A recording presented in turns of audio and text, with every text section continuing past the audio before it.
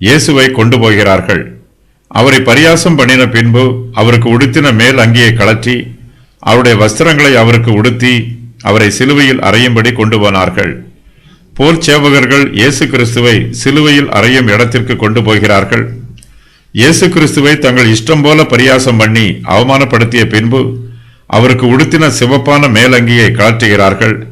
இயேசு கிறிஸ்துவின் வஸ்திரங்களை அவருக்கு மறுபடியும் உடுத்துகிறார்கள். இயேசு கிறிஸ்துவின் வஸ்திரம் போர் சேவகர்களுக்கு உரியது. கிறிஸ்துவை சிலுவையில் அறையும் போது அவர்கள் இந்த வஸ்திரத்தை தங்களுக்கு எடுத்துக்கொள்ளலாம். இயேசு கிறிஸ்துவின் சிரசின் மீது வைக்கப்பட்ட முள்முடியை பற்றி இங்கு ஒன்றும் குறிப்பிடப்படவில்லை.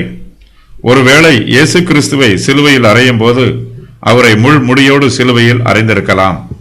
இயேசுவை சிலுவையில் அறையும்படி கொண்டு போகிறார்கள். அடிக்கப்படுவதற்கு கொண்டு போகப்படும் ஆட்டுக்குட்டியைப் போல அவரை கொண்டு போகிறார்கள். பலிபீடத்தில் பலி செலுத்தப்படும் பலியைப் போல அவரை கொண்டு போகிறார்கள்.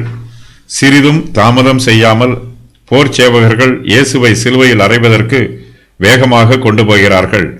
அவரை எருசலேம் நகரத்திற்கு வெளியே கொண்டு போகிறார்கள். இயேசு கிறிஸ்து தம்முடைய சொந்த இரத்தத்தினாலே ஜனத்தை பரிசுத்தம் செய்யும்படியாக நகர வாசலுக்கு புறம்பே பாடுபடப் போகிறார்.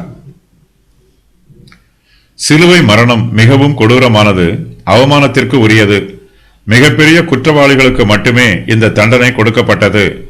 சிலுவை மரத்தில் குற்றவாளியின் 2 கைகளையும் விரித்து ஆணிகளால் அறைவார்கள். அதன் பின்பு 2 கால்களையும் சேர்த்து ஆணிகளால் அறைவார்கள்.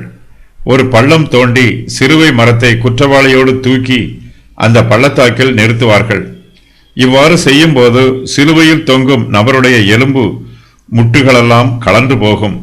சிலுவையில் தொங்கும் நபருடைய முழு சரீர பாரத்தையும் கைகளிலும் கால்களிலும் அறையப்பட்டிருக்கிற ஆணிகளே தாங்குகிறது. சிலுவையில் அந்த நபரை உயிரோடு விட்டு விடுவார்கள். அவர் வேதனை தாங்க முடியாமல் சிலுவையிலேயே மரித்து விடுவார்.